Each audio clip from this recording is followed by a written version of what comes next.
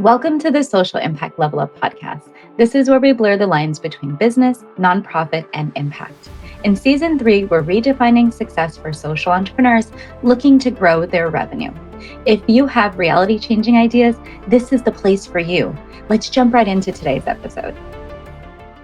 Welcome back to the Social Impact Level Up podcast. This is season 3. And in this season, we are redefining success, not only for the podcast, but also for you. With all of the guests that we'll have this season, we'll discuss one key question that we didn't talk about last season. After a pivot, after a transition, after some sort of change or challenge, what exactly do you do? And how do you redefine success for yourself as a social entrepreneur? This is a tricky question because a lot of people might ask it in different ways, but I really want to understand exactly how, if something is coming up as a challenge or in the face of adversity, and you need to keep going, how do you persevere? How do you keep going? How do you get past what we perceive as failures? So this is what we're going to be talking about this season. I'm really excited to have you, and I'm really excited to interview a whole new set of guests. Now, we've learned a few things in this podcast so far from season 1 and season 2. Lots of amazing conversations with really pivotal people who have perspectives about social entrepreneurship and making an impact that are definitely going to change the world and redefine how we make business and nonprofit a little bit more successful and sustainable. Now, of course, all of these people have had to iterate in their vision, and iteration towards your goal is absolutely necessary as you go through your journey. Now, if you're not where you want to be today, that's absolutely okay. Recognize that as you go through your journey, it's important that you continue to keep going, because with every iteration, you might be just one iteration away from success. Now, how do you continue to keep going when you are facing some sort of challenge? A lot of our guests have talked about the need to maintain a growth mindset. Now, this is more than just a buzz term or a term that you read in books.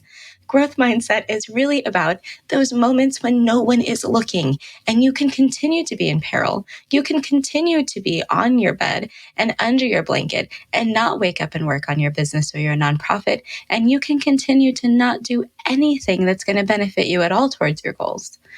But how do you keep going when those moments happen, and how do you get past them? That is what growth mindset brings you. It brings you the opportunity to reframe, to restructure, and to move forward. To not only move forward to where you thought you could go, but even potentially to further than you even knew was possible. Now, in the face of setbacks and challenges, it's sometimes difficult to maintain a positive headspace. And a lot of the times when I've asked the question about well-being and how people maintain their well-being in order to show up and serve, people have mentioned that growth mindset comes up over and over again, and they've done things like meditate, taken time off, taken walks in nature, connected with their pets, and all kinds of other techniques that help you to be a little bit more intentful in how you use your time. Now, all of us can't maybe stop and just pivot in the moment when we're having one of these perilous journeys and we're at the pit of despair about our business or some choices that have happened in the past. So it's important to really think about what are the tools, resources, and even people who can help me as a support system to move past these moments. And those social entrepreneurs are often doing what they need to do in their business and also giving back to the community. Or if they're a nonprofit, they're doing their impact mission as a business. And this can mean that sometimes we're faced with different challenges and different types of expansions of our time, necessitating some sort of work on the weekends or even after hours. These things can lead us to burnout if we're not very careful. So maintaining our well-being and maintaining a wellness-first lifestyle is also something that our guests have talked about. A lot of the times we have to take intentful spaces in our day or in our schedule throughout the week in order to maintain our well-being routines. And of course, if we don't, we'll definitely notice. And a lot of the times we're giving back and we're giving back to other people. So we might be fulfilled by the work that we're doing, but we might not also notice that we're getting to the brink of burnout. At those moments, it's important to have a tool belt of wellness tools and routines, such as meditation, yoga, any kind of fitness, any kind of breathing techniques that will help you maintain your wellness space in order to continue on your mission. If you're looking for funding and don't know where to start, let me introduce you to the secrets even grant writers don't know. Idea to Impact, the grant writing course that makes it easy to learn everything about grant writing from A to Z in plain English with on-demand half-hour modules and go-at-your-own-pace workbooks. This course is unlike any other because it delivers insider tips from a grant creator and grant reviewer, me. I've awarded over $35 million throughout my career, and I give you all of the resources and knowledge that you need to apply for millions of dollars on your own. No grant writer needed. Sign up today at wendyvelos.com/grants. And the last thing I want to talk about is leaving a legacy. Most social entrepreneurs that we interview talk about the need to serve based on something primal that's inside of them and it's innate. It might be a calling that they have. It might be an experience that they had early on in life. It might also be something that they just have always felt the need to do. And this then becomes their legacy. It also might be that they are carrying on a legacy in the space of someone else who they care about or some other experience that they had in their life. Maybe it was something in the scholarship who is in the form of giving back to STEM students for their mother, like one of our early on season 2 guests, Cedric Scott. There are lots of different ways that you can choose to leave a legacy and give back, or to build your own legacy in order to give back to other generations in your community or even in your family. Now, this podcast, as I say, all of these things we've talked about, all of these themes that we've gone through in the other seasons, they're all going to be continuing in season 3. So where we're going next is a little bit the same as where we've been, partially because it's working.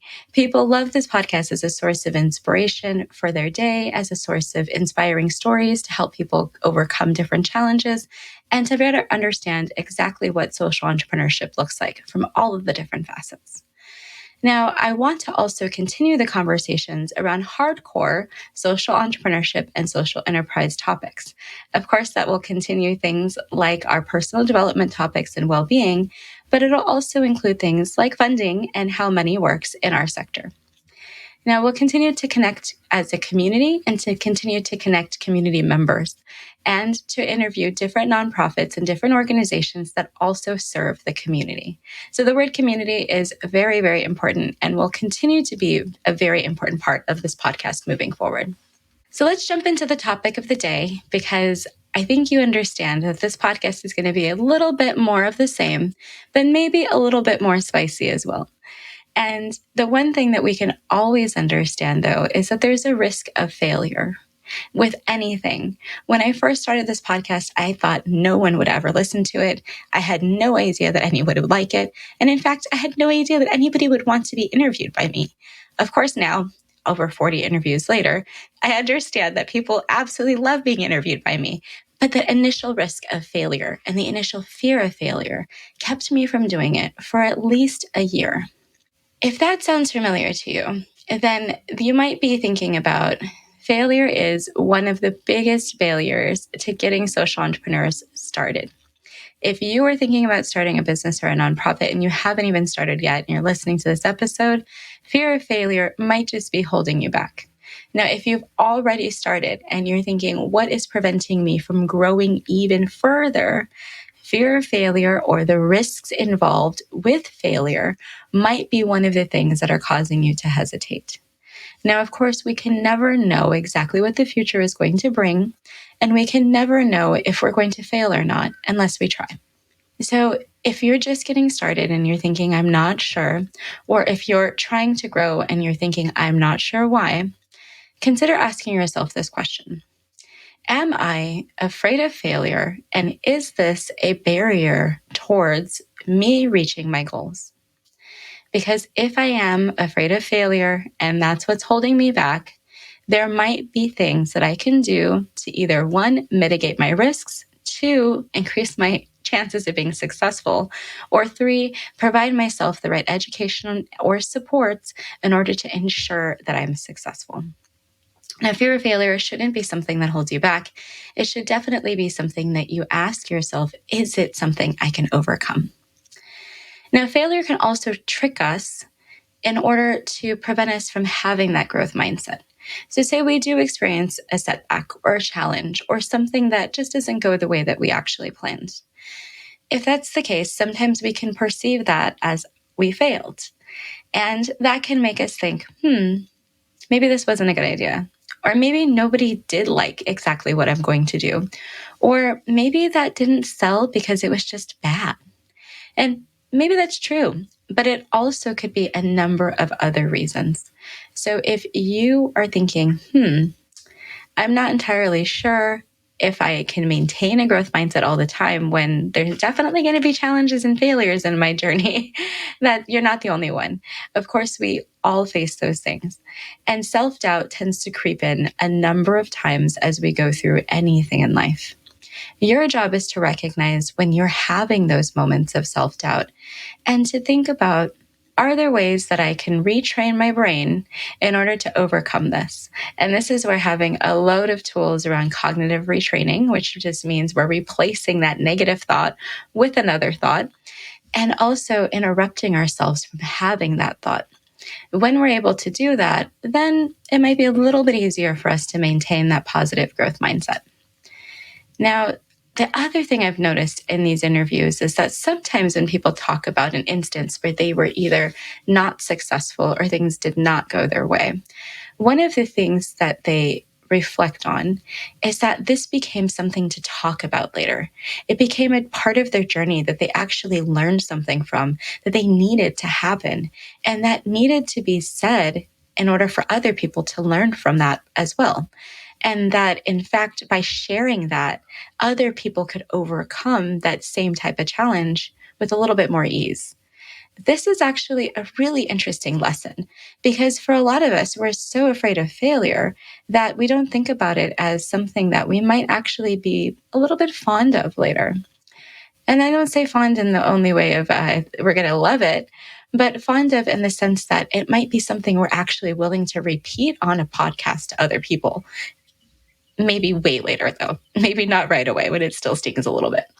The last thing that I'll say is that as you're facing self-doubt and as you're facing these fear of risks or fear of failure or fear of challenges that you have to overcome, we have to understand that implementing our vision, getting closer to our goals, and continual action is always going to come with risks. And it's always going to come with challenges. And it's always going to come with other environmental factors that are outside of our control. And your job is always to maintain cool and to think about how you can move within the space that you do have control over. That way, you can minimize your frustration about all of those external factors that are influencing what's going on with your implementation of your vision. The other tool that you have in your toolbox is innovation. Now, innovation is a word that gets tossed around a lot, and we heard it in the last maybe 20 years as everybody has a department of innovation. Every big company has some sort of innovation group. Every time there's another product, it's always an innovation or another version that we have to buy. So sometimes the word innovation gets a little bit of a bum rap at this point. But when I think about innovation in terms of social entrepreneurship, I'm also thinking about the day-to-day innovation of how do we do our own jobs and how do we do our own mission in a more efficient and effective way. And sometimes when we have a challenge or we have to pivot or we face a setback, we might think of it as an opportunity in order to innovate, and it might also force us to have to innovate. And in order to move forward in your journey, that forceful piece might need to have happened because you might not have wanted to move at all. And if that is the case, it might feel a little uncomfortable in order for you to innovate and get past that challenge or get past that setback. So innovation doesn't always feel exciting. Woohoo, let's have a department and let's do fun things and let's cut the cakes. But innovation can be necessary sometimes in order for you to actually make the progress towards your goal. Now, if you think about innovation as something that you want to not only kind of plan for, but inspire to happen, to bring creativity to your work, to allow flow to happen, to bring other voices, to allow for things to challenge you and to challenge your team, then innovation could actually be a very fun space, even if it is also at the same time uncomfortable, because the culture of discomfort and the culture of understanding how innovation can be uncomfortable sometimes, that becomes normal for people, and it becomes normal for you. Now, implementing your vision or moving towards your vision, it's also iterative, which means that over time, you get a little closer and you get a little closer. You don't just wake up one day and after one innovation, you're suddenly in this space of exactly where you wanted to be with $1 million in your bank account and everything is super amazingly smooth. That's not necessarily what happens. Usually there's a lot of hiccups and eventually you learn and you make changes and then you grow and then you implement more efficiently and effectively. And then you see progress and you see the scaling and you see more money in your bank account. So as you go through this process of innovation, it's also iterative along with your vision. And it's important to realize and be able to recognize when you've moved forward in your vision into a new progress point, exactly where you are in that progress point with some data and some information about how you got there, and to recognize which innovations were most valuable to you in order to get there. Now, the other thing that you can recognize is that even if an innovation doesn't work, even if something is not going your way after you've tried a new strategy or you've changed your strategy or as you become more efficient and effective, you always have the option to walk away. You can always say no.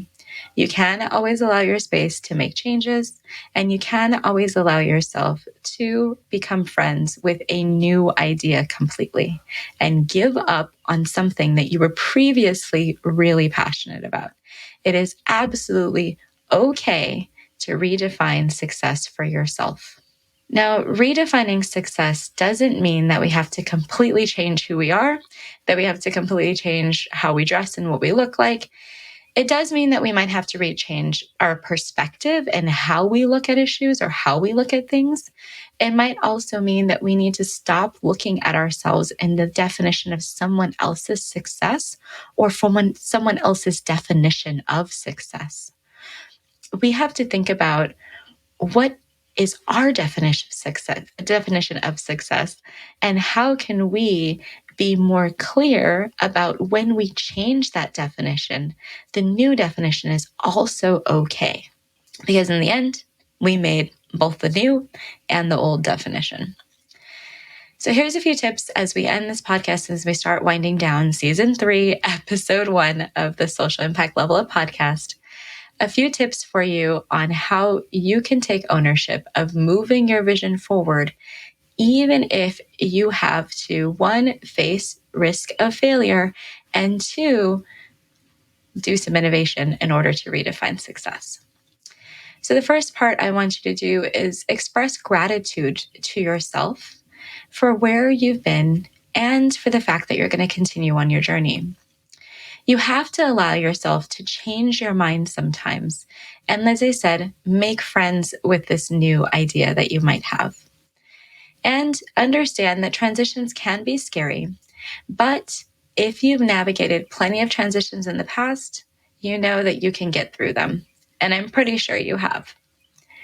This season, we're redefining success with a new vibe, new guests, and bi-weekly episodes.